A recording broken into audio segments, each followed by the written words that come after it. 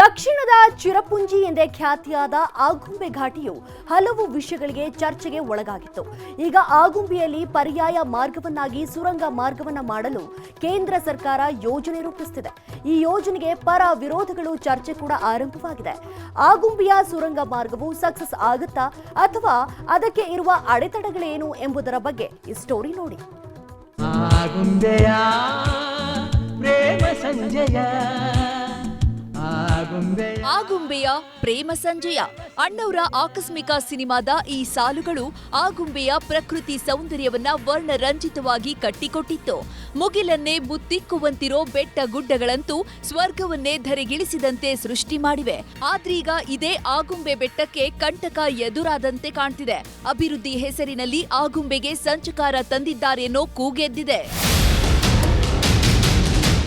ಕಸ್ತೂರಿ ರಂಗನ್ ವರದಿ ಗೊಂದಲ ಜೀವಂತವಾಗಿರುವ ಹೊತ್ತಲ್ಲೇ ಆಗುಂಬೆ ಘಾಟ್ನಲ್ಲಿ ಸುರಂಗ ಮಾರ್ಗ ನಿರ್ಮಾಣಕ್ಕೆ ಸದ್ದಿಲ್ಲದೆ ಸಿದ್ಧತೆ ನಡೆದಿದೆ. ಡಿಪಿಆರ್ ಸಿದ್ಧಪಡಿಸಲು ರಾಷ್ಟ್ರೀಯ ಹೆದ್ದಾರಿ ಅಭಿವೃದ್ಧಿ ಪ್ರಾಧಿಕಾರ ಹಸಿರು ನಿಶಾನೆ ತೋರಿರೋದು ದೊಡ್ಡ ಚರ್ಚೆಗೆ ಕಾರಣವಾಗಿದೆ.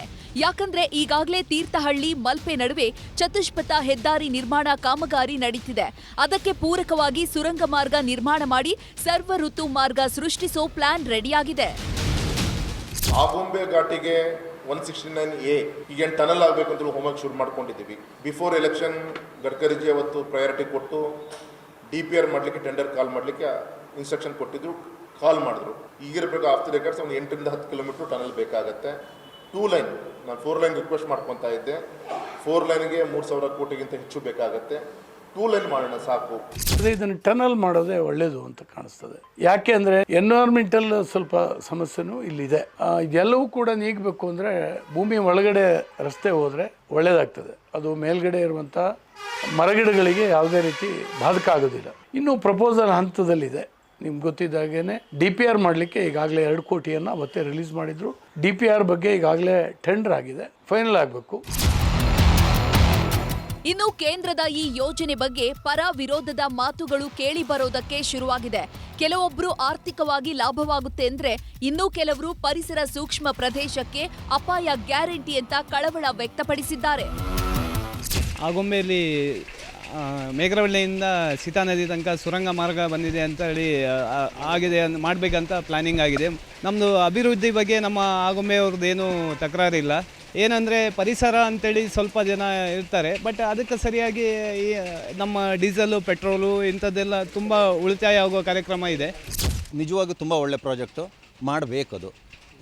ಯಾವುದು ಈ ಸುರಂಗ ಮಾರ್ಗ ಏನು ಮಾಡ್ತಾ ಇದ್ದಾರೆ ಅಂಡರ್ಗ್ರೌಂಡ್ ಪ್ರಾಜೆಕ್ಟು, ಅದು ತುಂಬ ಒಳ್ಳೆಯದು ಅಂತ ನನ್ನ ವೈಯಕ್ತಿಕ ಅಭಿಪ್ರಾಯ. ಲಾಭ ಅಂತ ಅಂದರೆ ಈಗ ಚಿತ್ರದುರ್ಗ, ಶಿವಮೊಗ್ಗ, ದಾವಣಗೆರೆ ಇಂದ ತುಂಬ ಜನ ಮಣಿಪಾಲಿಗೆ ಹೋಗೋ ಪೇಷಂಟ್ಸ್ಗಳು ಇರ್ತಾರೆ.